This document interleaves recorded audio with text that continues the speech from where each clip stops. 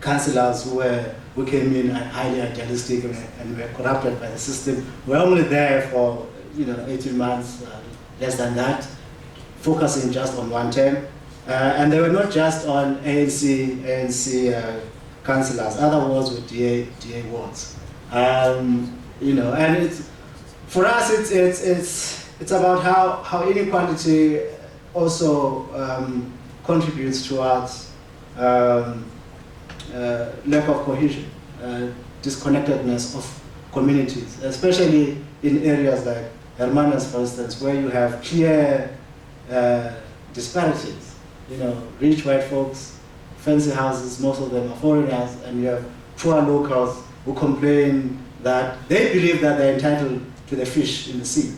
That is their livelihood, but government wants to regulate because they need to conserve the fish, they don't want to deplete it. But at the same time, they look at these established fishing companies who, to them, they are raking it. There are no limitations. So you have, inequalities that create racial tension. And those are some of the variations you saw. Because in a village, there are no inequalities, obviously. Their problems are different. Basic problems of politicians using the office for survival and undermining civic and political institutions. And then on the other hand, you have the rise of what was formerly a notorious institution becoming prominent because it represents a past that seemed to be a lot fairer than what we have currently, because politicians are divisive, so chiefs are a lot more unifying. Yeah, thanks. Great, thanks. Okay.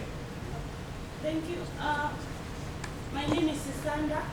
I'm here. Yes. I see you looking up there.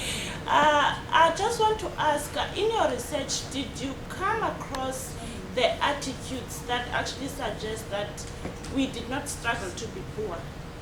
And secondly, I would want to know if in your research you have come across what councillors that are formally employed at the same time by other public institutions. For example, Department of Education in Eastern Cape, it happens all the time. Did you find that a negative or a positive if you did come across such things? Thank you. Okay, so now I'm going to ask the last ones that I've got here to try and be pretty quick with your comment or question. Okay, yeah. Yeah, Mcebisi. I'm interested in, you're making a connection on the protests, between the factionalism, the patronage, and the protests, but I'm interested in your quantitative data. Because UJ has just come out with the most comprehensive, over 3,000 protests, and what they're saying is that this is minor, that actually the vast majority of the protests are genuine, that it is an issue, yes, but this is being played up by politicians and by others who don't want to recognize the legitimacy of many of the protests. So I want your comment on that, because it would be interesting to see your quantitative data in the sense of drawing those parallels. And the second thing is on your findings. Surely, if in terms of all your findings are institutional centric, in other words, values, principles, but if the institution itself is rotten, if the system itself, in other words, if the party if that kind of politics is so embedded, as we've seen in other parts of our continent, in post-liberation politics, how then are these recommendations really going to fundamentally deal with that kind of politics, with a new kind of politics and a new kind of party?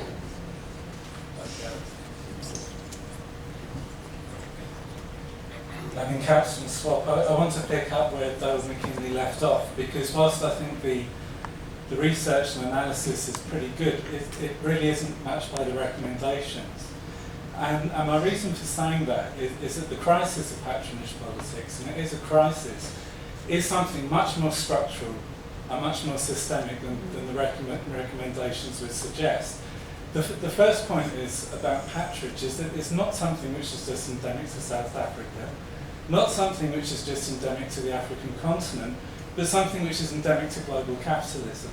I mean, one only think of the influence which is played by BAE, an arms company, over the British government, How that then combined with imperial power putting pressure on the South African state and the arms deal, which kind of functions here as the original sin, to see that this is actually a global phenomenon. But more to the point, it's a global phenomenon which has been intensifying over the past 20 or 30 years in the era of neoliberalism. Why? Because more functions which were previously in the public domain, which were under the state, are being privatised. And the minute you provide privatised state functions, then you get into the tenders in the name of public-private partnerships. Something which was a political decision which the ANC took, but which was also put on it, forced on it by other think tanks such as the Adam Smith Institute, for example. So the point is then that there's something systemic here. And it seems to me that really one recommendation which could be coming out of this, other than the overthrow of global capitalism, is that what we could be talking about is actually reversing the rolling back of the state, bringing privatised functions back into the domain of the state, doing away with the tender system, and therefore removing the material basis of the factionalism and all the other things that you've described.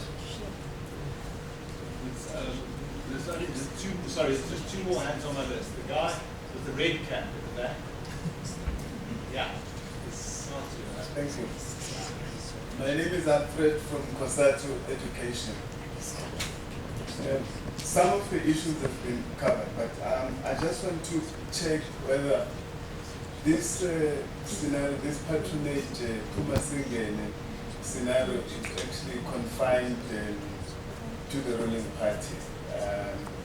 And also to check if, what are your international examples that you have on them. Secondly, on your recommendations, it doesn't seem clear or have detail on the how part and by whom. For instance, citizens should be aware of their rights, eliminate factionalism, but who would do those things? Thank you. And then finally, Steve. Just a couple of quick points, because other comments have mentioned points, but I think it's really important that Steve Faulkner from the South African Municipal Workers Union. I think it's really important that we now seem to acknowledge the fact that there is this matrix of corruption which involves political organisations and sections of the state, and just how difficult it is to dislodge that toxic relationship that's been developed. And I just wanted to draw upon one example from the Northwest, where SAMU leadership in the Northwest, for example, the only way that they could get elected and retain the base of SAMU support from the workers of SAMU was to resign from the ANC and to make it clear that they weren't part of any other networks except SAMU. And I think to some degree that's part of the solution we've got to work around, about there being a clearer definition of which and what hat you're wearing and what that means in practice. The only solution that we've found, and it's a very, very temporary one in SAMU, has been where there's been mobilisation and where it's linked with communities. And sadly, the toxic relationships which stop unity developing at local level have also been enhanced by a sectarianism at national level.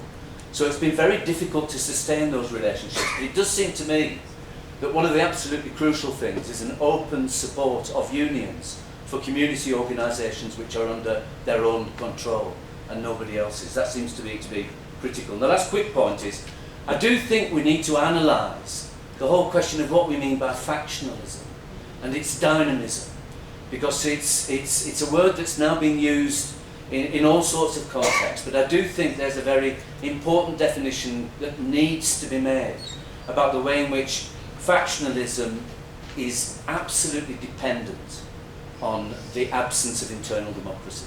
Thanks so much. Thanks, Steve. Mcebisi again.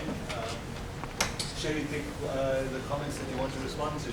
Sure. Well, patronage is not confined, it's not unique, it's not peculiar to Africa. It's an old age phenomenon, as old as politics, as old as party politics, essentially. And we deal with that in the book extensively. I mean, how do you, if it's embedded within the institutions, well, how do you approach it? Well, you need to remake the institutions. you need to conduct politics in a different way. Who should do it? Citizens, the parties. Because everyone is vested in current politics because they benefit. So obviously, they don't want to change things.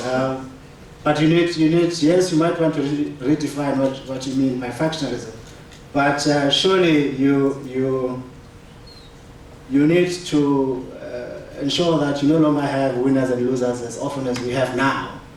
And you need to nominate people into a party list that exhibit certain ethical standards. Not so much because they support you. I mean, part of the reason why the ANC hasn't suspended John Block is because John Block supported JZ. And John Block is in and out of court now. And we also know that DG Mabuza, Mpumalanga Premier, had 14 or 40 million stolen from his garage. Where did he get that money from? It's cash. He went to a police station to report this theft. It's there, the record are there. Some are saying it's 14, but one senior police general commissioner, retired, said it was 40 million. So, and this person is there, he continues to be a senior party member. And the party hierarchy, the party leadership, obviously endorses that. So that continues this ugly politics. You need a different leadership, and that kind of leadership would also start with citizens electing, privatizing certain qualities. So those, it's up to us to change those politics, and for the leaders obviously will respond. You're quite right. I mean, our study was not as extensive as perhaps as the UJ fellows. But some of these protests from my own previous studies are genuine, they are spontaneous. They are not only orchestrated by party rivals, but it's people reacting to their own mess in their own communities and demanding something better. Sisanda's question, did we see the attitude that we didn't struggle to be poor? Well, not quite so. We didn't quite come across that, but we did come across instances of one councillor who was also a school principal. And a very influential fellow who was also a member of an NGO that brought in goodies into the village.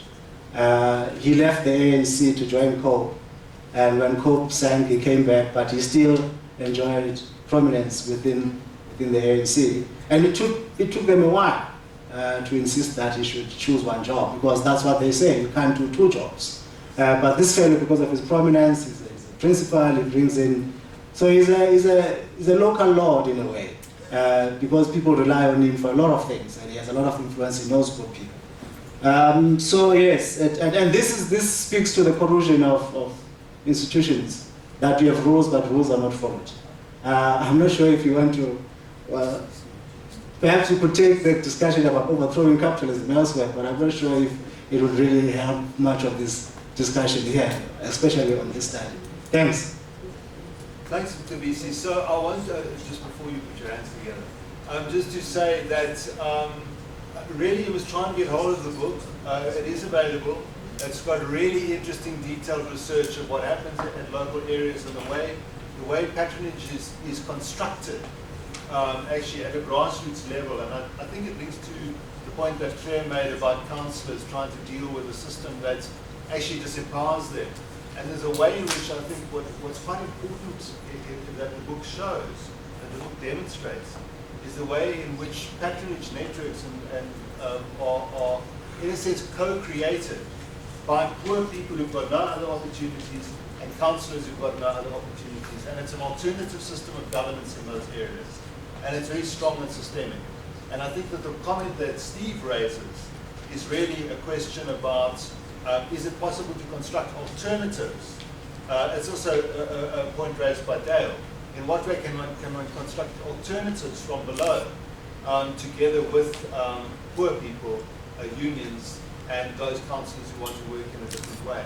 So Mcebisi, thanks for really opening up a tremendously important issue and doing it in such a provocative and also detailed way. A round of applause for Mcebisi for kicking off this semester, which is on politics in precarious times.